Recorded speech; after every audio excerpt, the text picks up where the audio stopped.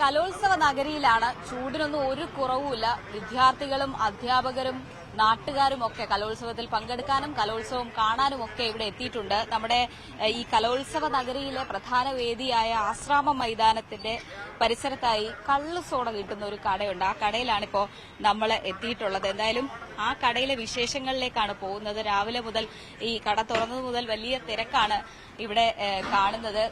ചേച്ചി, എന്താണ് ഇവിടുത്തെ സ്പെഷ്യൽ? ഇവിടുത്തെ സ്പെഷ്യൽ കള്ളുസോഡ.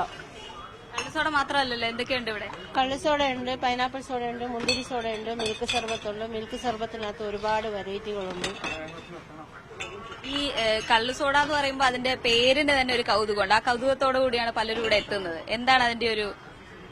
ഇത് ഇന്നലെ തുടങ്ങിയതല്ല, 44 വർഷത്തിന് മുമ്പേ ഉള്ളതാണ് കള്ളുസോഡ എന്ന് പറയുന്ന കാര്യം.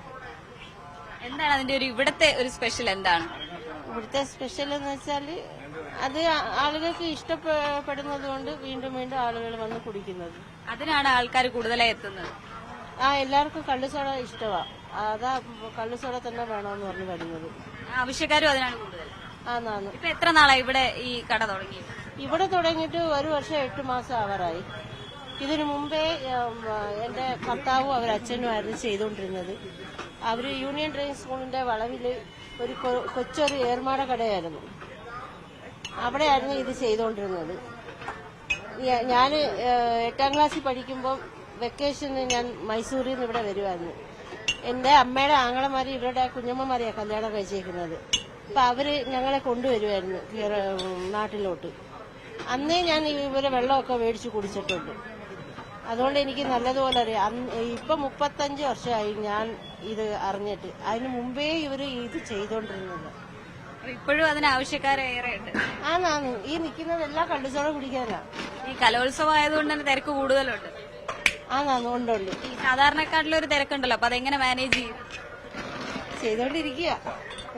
ഓക്കെ, അപ്പൊ അതാണ് ഇവിടെ കള്ളുസോഡയുടെ വിശേഷം. നല്ല സൂപ്പറായിട്ടുണ്ട്. ആദ്യമായിട്ടാണ് ഞാൻ കുടിക്കുന്നത്. ഇവിടെ കൊല്ലത്തേരിയാണെങ്കിലും ഞാൻ ആദ്യമായിട്ടാണ് ഇവിടെ ഒന്ന് കുടിക്കുന്നത്. ഇത് കലോത്സവം ആയതുകൊണ്ടാണ് ഇവിടെ വന്നത് തന്നെ. ഒത്തിരി കൊള്ളാം.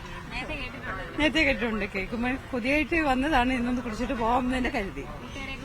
അതെ, അവിടെ സ്കൂളിലെ ടീച്ചേഴ്സാണ് 4 പേര്. നല്ലതാണ്. ഞാൻ എപ്പോഴും വരുമ്പോൾ കുടിക്കാറുണ്ട്. ഇവിടെ കൊല്ലത്ത് വരുമ്പോൾ കുടിക്കാറുണ്ട് എപ്പോഴും. നല്ലതാണ്. ആണാണ്. ഉണ്ട് കൊടുത്തിട്ടുണ്ട്.